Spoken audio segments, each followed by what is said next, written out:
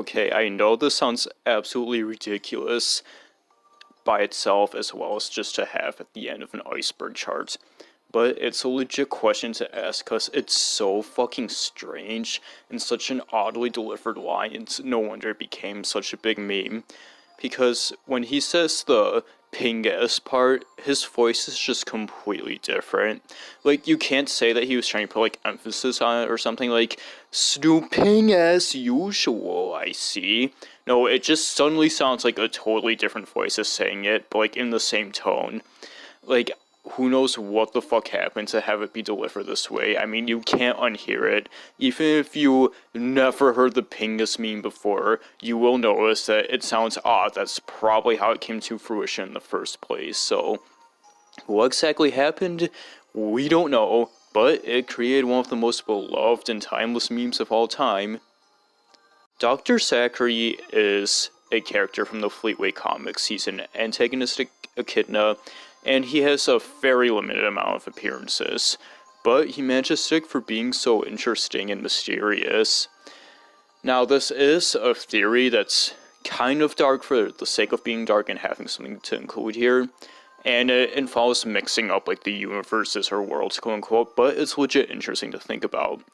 Because Dr. Zachary, he becomes a cyborg through the help of Dr. Robotnik, or Eggman, and you have to stop and wonder, what if, because Metal Knuckles is a robot version of Knuckles that came out of nowhere in Sonic R, what if Eggman decided to just fuck over Dr. Zachary and take him and finish the job and just turn him into a full-on robot? And I say this, that happened unwillingly, like he literally lost his mind to it and just became a slave.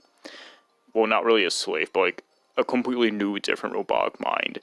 It's interesting to think about. I mean, after all, like, he was already a cyborg echidna. Why not just use the basis you have and create a full robot who won't betray you or have its own free will or anything?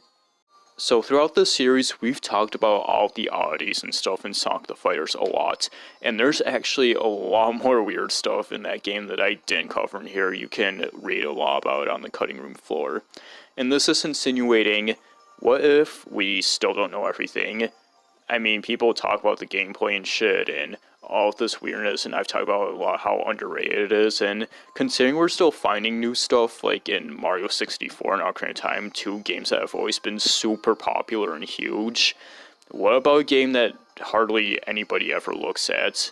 I mean, maybe there's stuff in the mechanics and the fighting that we still haven't figured out yet that actually gives it a lot more depth than we might think.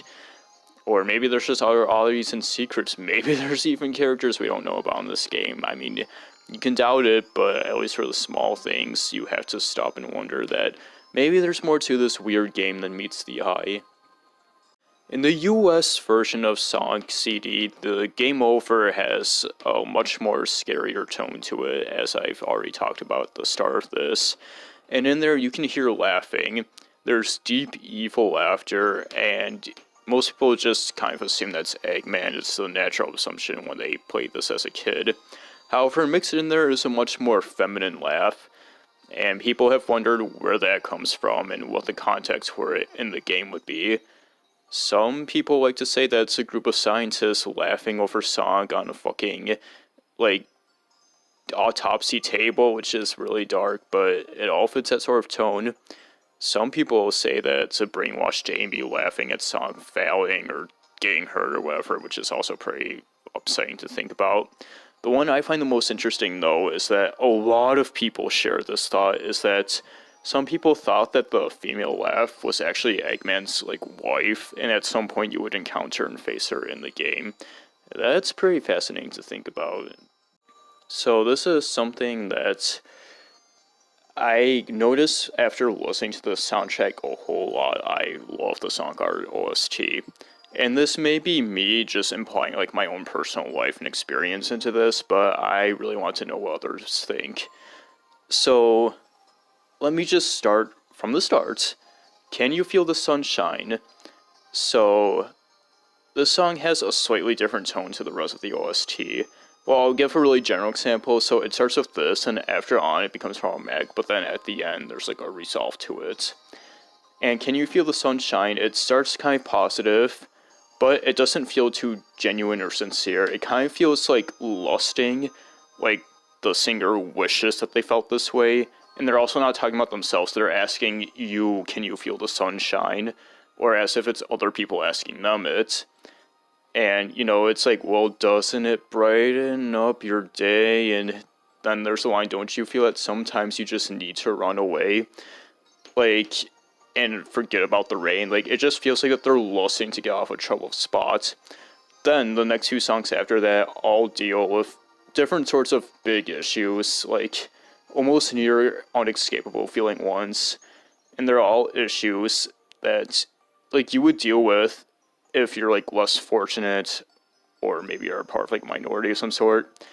And, or, most of all, if you suffer some kind of mental illness, especially depression or something along the lines of that. And this involves living in the city and back in time and work it out.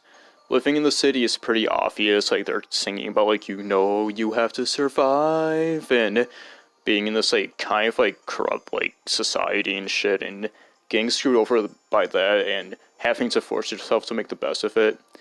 Back in time, it can be interpreted in two different ways. It can be referring to like wanting to return back to like what was supposedly a simpler or happier time, or just feeling like that you're kind of stuck in the past and like more primitive functions. And then work it out's also obvious. That goes over the like whole entire like shit of the world and just how much like fucking people like more than mom get fucked over and crap like that. But it has like a more positive going forward direction about having to try to beat it and work together to overcome it. Then by the end of it, by the way, this does include supersonic racing just because it's specifically about supersonic. But anyway, by the end of it, we get to Diamonds in the Sky, and at that point, whoever's point of view is this from, yours or the singers or whatever, at that point, they found some meaning, and they found that in another person. They found somebody that they care about and love, and they find that as a way to kind of like move on and have something that makes shit worth it. The lyrics go from feeling like insincere or cynical or negative to, you're the one that makes me feel so high, and it's all much more upbeat and like relieving and happy and shit, and it completely pushes away from like all of the negative connotations from that, and it comes full like stop when you get to the credits, you're my number one, and you know, I don't really have to explain it there, like the title says it all, but it's also like the most like upbeat and nice and happy and wholesome, heartwarming song in the whole entire soundtrack, and it's my favorite personally.